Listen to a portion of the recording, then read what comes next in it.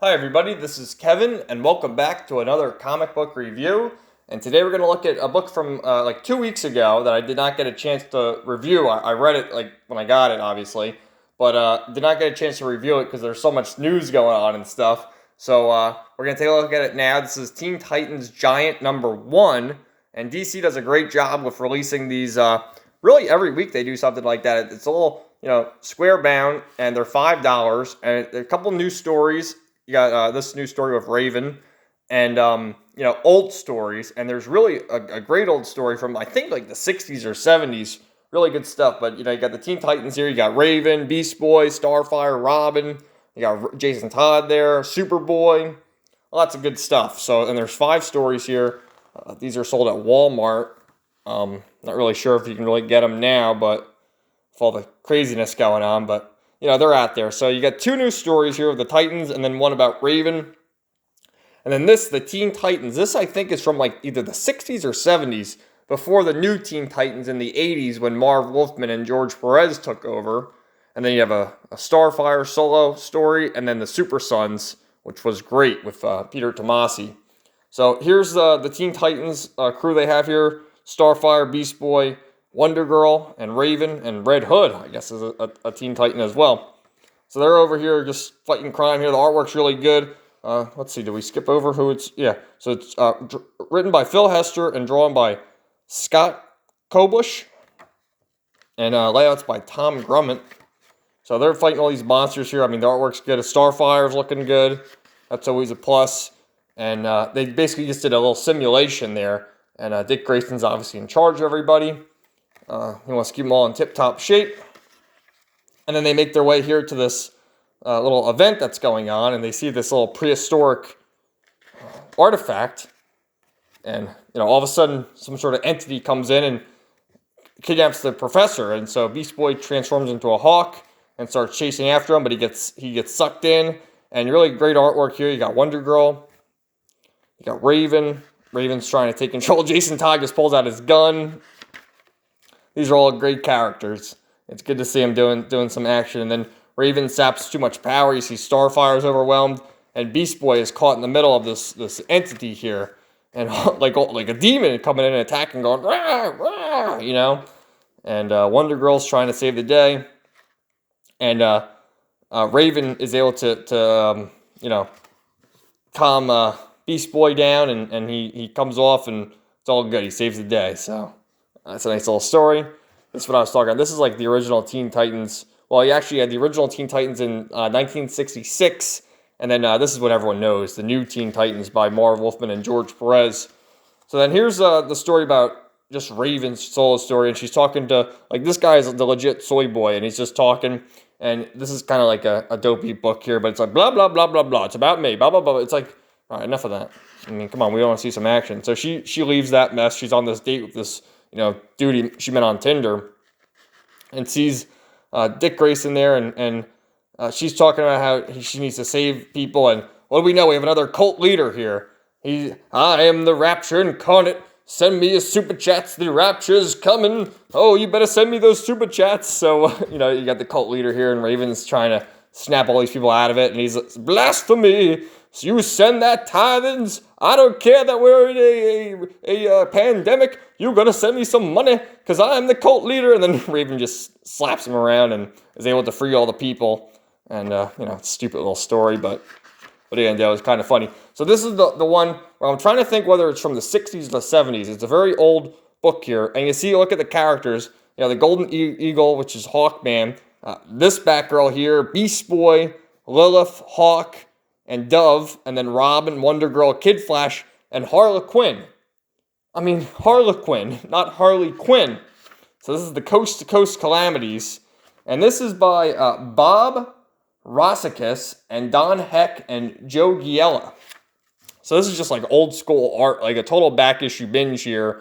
And they're happening on this train here where a bunch of villains come in. So the superheroes all they're in their street clothes, and then they switch into their superhero outfits. And they're there to save the day, and they're after everybody, and but they're getting overwhelmed. You got all the heroes, and then it cuts over here to an airship on the West Coast where you have Batgirl and you know, the giant eagle and all these other people, and they're just fighting back and forth trying to save the day. And then Hawkman shows up, and then this is Batgirl here, and they're talking about Green Lantern, and it's really just a great blast from the past just looking at these great images from these drawings all these decades ago that still, you look at them now, and it's just still a great nostalgia trip. So, great stuff right there. Then you get these, like, what even is this? The Swamp Kid? What is going on? So then here you have Starfire, which is, a solo tale about Princess Coriander. And it's her sort of origins, how she came to Earth. And she's here on Earth, and, she looks all right there. You got Amanda Connor and Jimmy Palmiotti are the writers, and Emanuela Lupacchino is the artist.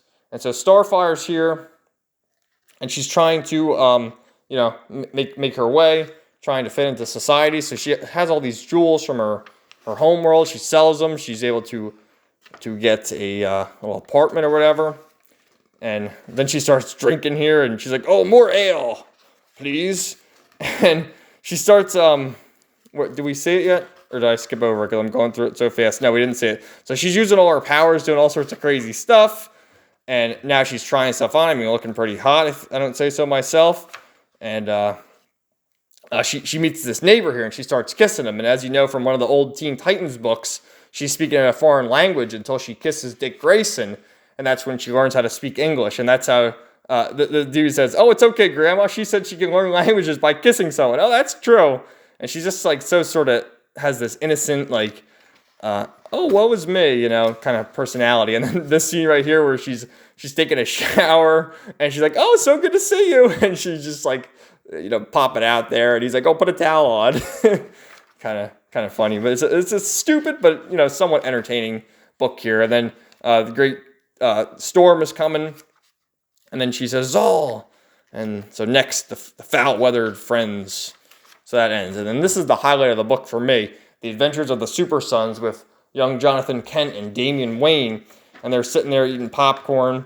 And, Damian Wayne is fighting this sort of, not a hologram, but not like a statue of Superman.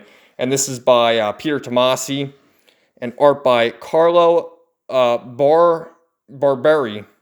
And our friend Art Thiebair, the disgruntled former DC Comics employee who now is the servant of Little Caesar. But, great art from the Super Sons doing battle here. And, I mean, let's give Art Thiebair some credit here for his ink. The ink's great.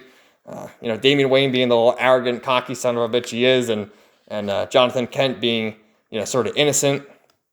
And then you see on this ship here, the dark side of the moon, this guy's like, "Oh, I'm coming. I call them the Super Sons, and soon they'll be super dead." So cuts over here to like the last day of school. They're done with school. And Alfred shows up in the helicopter to pick him up, which, oh man, it's so funny. Oh man, they need to bring this back. This was a short-lived series. So they're in their costumes, and it's all the summer of the Super Sons. And they're ready to celebrate. They're talking about making their advancements on the Titans Tower, because this is when they were part of the Teen Titans, and then now they're in Metropolis. This guy's causing troubles, causing a mess, and then, whoop, we went a little page too quick.